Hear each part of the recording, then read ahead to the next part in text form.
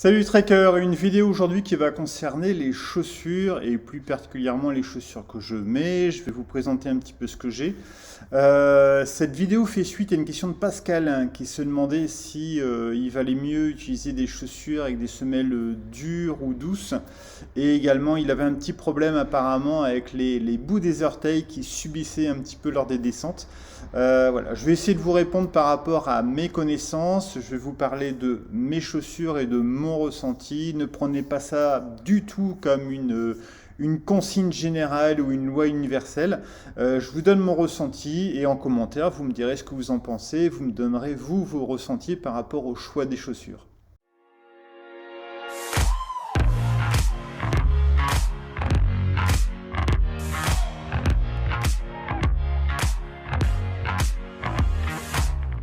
Alors, en ce qui concerne les choix des chaussures, c'est quelque chose qui est très très compliqué. Et si par correspondance sur Internet, vous demandez des conseils à quelqu'un et qui sait vous répondre, il est vraiment très doué. En tout cas, il est beaucoup plus doué que moi.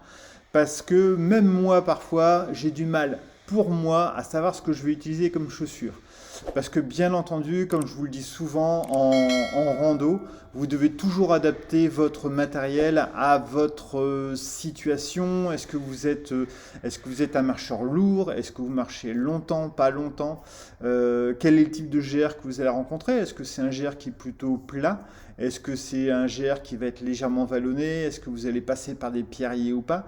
Est-ce qu'on est en été? Est-ce qu'il va faire beau? Est-ce qu'il y a peu de chances qu'il pleuve énormément pendant 3 4 jours? Est-ce qu'au contraire, il va pleuvoir beaucoup? Est-ce que vous partez très tôt le matin et vous marchez dans les champs avec la rosée du matin? Est-ce que vous allez traverser de la neige? Est-ce que vous allez traverser des terrains glissants? Enfin, vous voyez, il y a énormément de conditions qui rentrent en ligne de compte pour pouvoir dire systématiquement, moi je te connais pas mon gars, mais à mon avis tu dois partir avec des chaussures de trail. Donc voilà, pour moi c'est un petit peu compliqué. Alors en termes de chaussures, je ne suis pas un grand spécialiste avec 10 paires de chaussures déjà usées parce que ben, pour l'instant les chaussures que j'ai me conviennent, donc j'ai pas forcément besoin d'aller chercher ailleurs ou d'acheter une paire à 180 euros pour dire tiens je me demande si le grip sera meilleur ou pas. Je pense que la plupart de mes abonnés sont dans ce cas-là. On ne vit pas tous à la montagne, on ne passe pas tous nos week-ends à faire de la randonnée. Et si jamais c'est le cas, je pense que cette vidéo vous servira à rien. Donc ça tombe bien. Alors au niveau des chaussures, on catégorise souvent les chaussures en fonction de la hauteur de la semelle. La hauteur de la tige, pardon. Alors, moi, c'est les chaussures avec lesquelles je suis parti sur plusieurs randonnées avec du Saint-Jacques et ainsi de suite. C'est les premières chaussures que j'ai achetées. Alors, ce n'est pas des chaussures avec des tiges hautes. Normalement, la tige haute est vraiment beaucoup plus haute. Ça, c'est des tiges qui sont mid déjà, que moi je considérais comme étant haut. Je trouvais ça déjà très haut, mais c'est des mid. Elles m'ont été très utiles, elles m'ont vraiment bien servi. Il ne faut pas croire que parce que la tige commence à être élevée, haute ou mid ici, la chaussure n'est pas souple, parce que vous pouvez, je pense que, bon, elle a un petit peu vécu, hein. Après, elle est encore bien, hein, je peux vraiment marcher avec, il n'y a pas de souci. Mais vous pouvez voir que c'est pas parce que vous avez une tige qui est haute que, voilà, vous ne pouvez pas avoir quelque chose d'assez souple. Ça, c'était les premières chaussures. Je les ai quittées, je les ai abandonnées pour utiliser celles-là qui sont les ventilateurs. Je vous mets à chaque fois en bas, de toute façon vous le voyez, j'ai pas à vous le dire, les noms des chaussures. Donc ça c'est des chaussures taille basse. Pareil, je trouvais que ça faisait un peu mid parce que j'ai trouvé un peu haute, mais en fait si vous les comparez à une chaussure de running, vous voyez que hop, c'est la même chose. Donc les ventilateurs, alors j'ai changé celle-ci par celle-là. Surtout parce que j'ai les pieds très très chauds, j'ai les pieds qui s'humidifient très très vite et donc ça m'apporte énormément d'ampoules. Depuis que j'utilise ces chaussures et depuis que je vous renvoie une petite vidéo, je fais attention à mes pieds et surtout je marche pas mal pieds nus. J'ai beaucoup moins d'ampoules, donc ça a été vraiment le grand plaisir. Ces chaussures sont très aérées, elles sont vraiment top. Mais je voulais vous parler aussi de 3 autres types de choses qu'on pouvait mettre au pied et qui pouvaient aussi très bien marcher. Alors malheureusement, je fais toutes mes vidéos dans mon studio photo et mes chaussures sont chez moi. Donc j'ai pensé à prendre certaines chaussures et pas toutes. J'ai des chaussures de trail avec lesquelles j'ai hésité à partir sur le GR20, mais je vais vous expliquer dans la deuxième partie de la vidéo pourquoi je choisis telle chaussure et pas telle autre, et notamment pourquoi je ne vais pas partir avec des chaussures de trail. Je vous ai pris une autre paire de chaussures en exemple. C'est pas mes chaussures de trail, je suis désolé. C'est pas vital.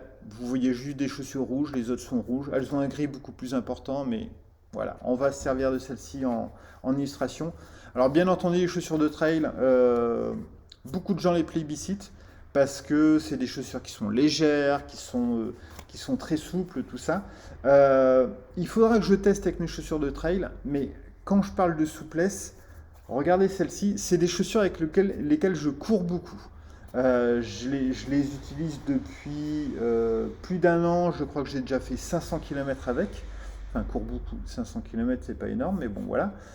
Regardez comment je l'applique. C'est pas incroyable. Si je prends mes premières mid, je pense que franchement, vous savez que je suis rigoureux dans les exemples, je force pas plus de l'une à l'autre. Et pour mes ventilateurs qui n'ont pas fait énormément de chemin, je crois que je les ai depuis 1 an à peu près. Voilà, on a quasiment la même chose que sur la basket, d'accord? C'est surtout l'avant qui est souple. Mais voilà. Donc dire que ces chaussures-là sont forcément beaucoup plus souples et la semelle est beaucoup plus molle, ça dépend les chaussures que vous avez. Il y a des chaussures oui et des chaussures non. Donc c'est pour ça que je suis toujours très étonné qu'on classifie les chaussures en fonction de la hauteur de tige en disant si tu fais de la haute montagne, il faut des tiges hautes, si tu fais des petites randonnées de 2-3 jours, c'est des mid, et si tu fais une sortie à la journée, tu peux prendre ça. Voilà. J'en ai vu, j'ai vu des vidéos qui parlaient de ça, j'étais très étonné. Deuxième paire de chaussures, deuxième chose que vous pouvez mettre à vos pieds aussi, qui vont peut-être surprendre certaines personnes, mais moi je l'ai utilisé, c'est des sandales. Alors les sandales, moi je les ai utilisées encore une fois parce que j'ai très chaud aux pieds et que lorsque le terrain n'est pas très accidenté, c'est génial, c'est hyper pratique. Le seul regret que j'ai pour les sandales, c'est que quand vous marchez, il y a toujours des petits graviers qui viennent se mettre entre le pied et la sandale. Et ça me saoule. Alors je sais qu'il y a certaines personnes qui utilisent des sandales et qui s'en sortent très très bien. Parfois elles mettent des chaussettes avec, le comble de la classe. Ou qui n'en mettent pas et qui ne sont pas embêtés par les petits graviers. Je sais que notamment il y a la créatrice de contenu, l'Instant Vagabond, j'ai oublié son prénom, qui plébiscite souvent les sandales. Alors elle, je crois qu'elle ne marche pas beaucoup par jour. Encore une fois, il y a beaucoup de créateurs de contenu qui ne donnent pas à chaque fois leur kilométrage, donc c'est difficile de voir le type de randonneurs qui sont. Mais je crois qu'elle ne marche pas beaucoup par jour. Et ça, pour moi, c'est très important. Il y a à la fois le type de randonneur que vous êtes, le type de terrain que vous utilisez et le nombre de kilomètres par jour.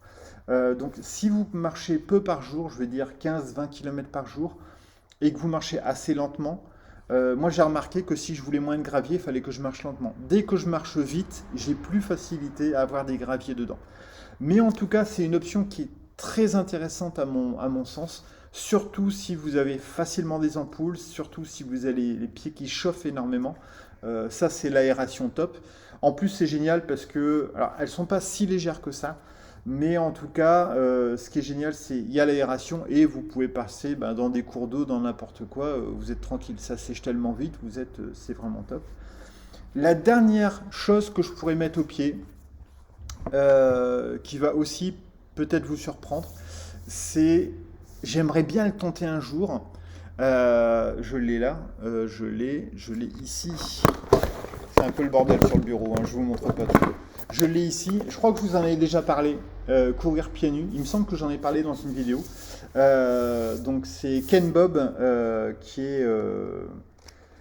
est un coureur qui a fait énormément de courses à pied pieds nus, qui est toujours pieds nus, qui m'a beaucoup influencé sur le fait d'essayer de marcher pieds nus pour renforcer mon pied est beaucoup plus fort depuis que je marche pieds nus, il s'est beaucoup plus écrasé, il est plus large.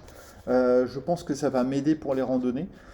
Et c'est quelqu'un qui fait des courses à pied, qui a fait des marathons, je crois qu'il a fait une quarantaine de marathons à une bonne vitesse, hein. C'est quelqu'un qui court beaucoup plus vite que moi, bien qu'il soit beaucoup plus âgé et en plus beaucoup plus ventru. Euh, et je me suis dit, mais pourquoi pas faire une randonnée pieds nus? Alors pour l'instant, j'ai pas le pied assez aguerri pour pouvoir randonner pieds nus, mais je pense que sur certains chemins, notamment des chemins, vous savez, soit des chemins, des petits chemins de gravier ou des chemins forestiers, ça peut ne pas être bête. Alors, c'est pas le genre de truc que je vous recommande si vous n'avez pas l'habitude, ou des choses que j'utiliserai sur le GR20 parce que je pense que le granit va m'exploser les pieds. Mais je pense vraiment que voilà, dans une prochaine rando, pas le GR20 mais d'autres, si j'ai un chemin forestier, je pense que au lieu d'utiliser ce que j'avais utilisé sur Saint-Jacques, j'avais utilisé ça plus ça, donc celle-ci était très très chaude et j'ai utilisé celle-là pour moins souffrir des ampoules. Forcément, bah, ça fait deux chaussures, ça fait du poids. Je pense que voilà, à des moments, j'essaierai peut-être d'enlever mes chaussures si je continue à avoir les pieds qui sont bien faits et qui sont bien résistants et utiliser les chaussures, les pas de chaussures pour marcher. Voilà. Dites-moi en commentaire ce que vous en pensez. Est-ce que vous essayez parfois de marcher pieds nus chez vous? Est-ce que vous essayez de marcher pieds nus dans la nature en extérieur? Euh, Est-ce que vous pensez que, voilà, randonner pieds nus sur un chemin sans trop de dénivelé, alors quand je dis sans trop de dénivelé, ça peut monter un peu, mais il ne faut pas qu'il y ait des pierriers, forcément, et pas qu'il y ait voilà, des gros rochers, parce que là, ça peut être très très dangereux. Au niveau du choix de mes chaussures, au niveau de ce que moi je pourrais conseiller, je ne conseillerais pas, en règle générale, je ne conseillerais pas des chaussures hautes, sauf si vous êtes très lourd. Sauf si vous avez, alors très lourd de façon générale, hein, c'est-à-dire que vous êtes quelqu'un de très très très lourd et que vous avez un sac de 20 kilos. Donc ça peut se justifier. Vous pourriez prendre des chaussures hautes si vous avez peur d'avoir des entorses, vous êtes vraiment sujet à entorse et vous avez peur que votre cheville, ben, elle parte vraiment d'un côté et que ce soit délicat. Donc là, ce serait tout à fait justifié. Et si, à mon sens, vous faites des petits pas et vous marchez sur des petites distances sans trop de dénivelé. Là, pourquoi pas. Après, moi, forcément, je partirais beaucoup plus sur des mids qui commencent à libérer un peu plus la cheville. Ça, c'est déjà beaucoup mieux. Et pour moi, le must du must, c'est peut-être un peu pour ça que je les ai achetés, c'est des chaussures taille basse, mais qui ne sont pas trail. Taille basse, pas trail. Pourquoi? Parce que je trouve que les tailles basses vous donnent une certaine souplesse au niveau des chevilles. Donc vous avez quand même assez d'assurance. Encore une fois, il faut être quelqu'un qui marche souvent, pas forcément de la rando, mais vous marchez régulièrement, vous courez régulièrement. En tout cas, vous avez une cheville qui est plus ou moins faite et qui est plus ou moins forte. Une cheville que vous avez travaillée et qui n'est pas trop sujet aux entorses, c'est-à-dire que si vous partez d'un côté ou de l'autre, voilà, c'est pas très gênant. Ces chaussures-là sont géniales parce que, un, sur la plupart des terrains, vous allez avoir une certaine aération et donc vous allez être moins sujet aux ampoules. Vous avez une cheville qui est beaucoup plus souple et surtout vous allez avoir un retour du terrain qui va être beaucoup plus informatif, une proprioception qui va être beaucoup plus informatif, puisque dès que vous allez avoir un petit dénivelé ou des aspérités, vous allez beaucoup mieux les sentir avec ce type de chaussures.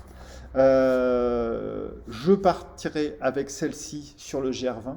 J'ai hésité, alors j'ai pas hésité avec les sandales, je suis pas non plus complètement fou. J'ai hésité à partir avec des chaussures de trail, qui pour ceux qui n'ont pas suivi le début de la vidéo sont pas celles-là, mais c'est le style de chaussures. Et en fait, je ne vais pas partir avec mes chaussures de trail parce que d'une part, j'ai déjà testé cette semelle Vibram sur le GR20, sur le GR30 et sur le Tour du Mont Blanc. Et vraiment, j'étais impressionné par le grip. Alors, Alex, les conseils d'Alex sur le GR20, qui est un guide sur le GR20 et qui s'y connaît 1000 fois plus que moi, Disait que le Vibram était pas mal, mais que le Vibram Maxi Grip, je crois si je me trompe pas, était vraiment la meilleure chose à utiliser sur le granit, notamment le granit mouillé. Donc j'ai un peu peur que mes chaussures, mes semelles glissent sur le granit mouillé, je ferai attention. Encore une fois, je pense que je suis comme 90% de mes abonnés. Je ne vais pas acheter une paire de chaussures à 160 balles uniquement pour faire le GR20. Déjà, ça coûte un pont ce GR. Donc voilà, je ne suis pas du style à avoir 8 paires de chaussures pour pouvoir tout tester. Celles-ci me conviennent. Je les ai testées sur le Tour du Mont Blanc, sur des dénivelés. Elles étaient vraiment géniales. Et pourquoi, surtout pourquoi je pars pas avec des chaussures de trail et je pars avec celles-ci? Je reviens sur la question de Sylvain qui me disait semelle molle ou dure. En fait, je pense qu'il ne faut pas qu'elles soient trop dures, les semelles, pour avoir assez d'informations par rapport au terrain et pas avoir un pied rigide avec une tige haute et une semelle dure. Je pense que la semelle doit être souple. Mais cette semelle trop souple, j'ai vraiment trop peur que à partir de 20-25 km sur un terrain qui est accidenté, ce soit vraiment pas agréable. Je l'ai déjà expérimenté sur le GR65, c'était ma dernière randonnée, elle va s'afficher là-haut. Sur ma dernière randonnée, j'étais allé jusque Cahors et je crois que j'avais marché 50 km dans la journée. Et les derniers kilomètres, arrivés sur Cahors, c'est un chemin avec plein de petits cailloux. Vous voyez les petits cailloux qui font 5-6 cm de largeur, un petit peu comme les cailloux qu'on voit sur le ballast des chemins ferrés, des voies ferrées. Et ça m'a tué le pied. J'ai râlé comme pas possible en fin de vidéo parce que j'en avais marre. Je sentais, je disais, j'avais l'impression, c'était avec celle-ci, d'accord? J'avais l'impression de marcher avec des ballerines tellement je sentais tout le terrain. Et ça m'est arrivé également sur le Tour du Mont Blanc, où à des moments le terrain était aussi très accidenté. Et au bout de 30 km, 35 km, parce que sur le Tour du Mont Blanc, je faisais aussi entre 35 et 40, 42 km, je crois même j'ai fait. Euh, et en fait, mon pied, quand je marche beaucoup, finit vraiment par être très très sensible et je sens le moindre petit, l'aspérité, le moindre petit caillou, je le sens et c'est vraiment une horreur. Donc, si vous pensez ne pas marcher beaucoup, si vous pensez faire des petites distances, si par exemple sur le GR20, vous pensez faire une étape, voire de temps en temps, si c'est une étape roulante et pas trop accidentée, deux étapes, je pense que ça pourrait être pertinent. Encore une fois, c'est juste un avis comme ça. Je ne connais pas votre poids, je ne sais pas si vous êtes un bon sportif, je ne sais pas si vous avez le pas sûr, je ne sais pas si vous savez passer comme un cabri d'un rocher à l'autre en sautant et en étant super cool, je ne sais pas si vous avez une cheville sûre. Ça, c'est à vous de le déterminer avec votre expérience, avec la connaissance de votre corps et votre habitude du sport. Donc ça, ce serait super. Moi, j'ai envie de marcher beaucoup. J'ai envie peut-être il y a de grandes chances de doubler des étapes. Peut-être sur certaines de tripler des étapes, je ne sais pas encore. J'aimerais bien le faire en 8 jours à peu près, je ne suis pas encore sûr. Euh, je sais que à la fin de la journée, mes pieds vont être en compote. Je suis quand même quelqu'un qui est assez lourd, je fais à peu près 90 kilos. J'aurai un sac de 10-12 kilos. Voilà, je sens que je vais avoir mal aux pieds à la fin et donc je vais avoir une chaussure qui va être quand même assez souple pour bien sentir le terrain, qui va me laisser pas mal de liberté. Je suis très très souple au niveau des chevilles, j'ai pas trop peur au niveau des chevilles, qui va me laisser pas mal de liberté, pas mal de sensations et proprioception au niveau du terrain. Mais j'ai envie d'avoir quelque chose de, voilà, de consistant, de pas trop mou au niveau de la semelle. Voilà. Pour répondre également à la petite question de Sylvain qui disait qu'il avait les pieds, les orteils qui étaient abîmés. Ça, c'est un truc qu'on retrouve beaucoup aussi en course à pied. Bah, c'est, je pense, encore une fois, dites-moi si vous êtes du même avis que moi, mais je pense que c'est simplement parce que, surtout il le dit que c'est en descente, bah, je pense que c'est simplement son pied qui vient taper au bout de la chaussure, très très légèrement. Mais si vous faites une descente du Brévent pendant 3 heures, et que pendant 3 heures, à chaque pas, ça vient taper, ben, votre pied est explosé, les ongles sont bleus, les ongles tombent. Voilà. Soit il a une chaussure qui est trop courte. Moi, souvent, je prends une demi, voire une pointure au-dessus de ma taille normale, parce que je sais que j'ai les pieds très larges, et deux, j'ai les pieds qui chauffent très vite et donc qui gonflent très vite, et que je marche beaucoup. Donc il y a ça, et également ne pas hésiter à bien serrer le coup de pied, voilà, cette partie-ci, pour que la cheville soit quand même bien maintenue et que le pied ne glisse pas vers l'intérieur et vers l'avant et donc tape. Voilà. Si vous avez la même analyse que moi par rapport au problème de Sylvain, dites-le moi. Si vous pensez que je me trompe, dites-le moi aussi. Je ne suis absolument pas un expert. En tout cas, en course à pied, c'est ce que j'ai remarqué. Et en randonnée aussi. Donc voilà, Sylvain, je pense que c'est ça ton problème. Euh, Vous pensez quoi de mon choix? Est-ce que vous pensez que ce sera les bonnes chaussures? Je les ai testées sur le Tour du Mont Blanc et sur le GR30. Il y avait un peu de dénivelé. J'ai juste vraiment, vraiment peur des pierriers et des. Je m'excuse par avance, je sais déjà que je vais râler sur le GR20. Parce que je pense que ça va être tellement prenant au niveau physique et psychologique que voilà. Dites-moi aussi si vous pensez que faire le GR20 pour moi en 8 jours, c'est exagéré ou pas. J'attends vos retours avec impatience, j'attends vos questions. Vous pouvez me poser des questions sur ça, sur les mythes que j'avais, sur aussi le fait de partir pieds nus, randonnée. Voilà, n'hésitez pas, je suis tout ouvert aux discussions. J'essaye de répondre le plus vite possible. La chaîne marche de mieux en mieux grâce à vous. Donc j'ai de plus en plus de commentaires et j'ai un peu de mal à tout gérer. Mais j'essaye vraiment de répondre de façon personnalisée à tout à chacun. Voilà, on se revoit en commentaire. À très bientôt.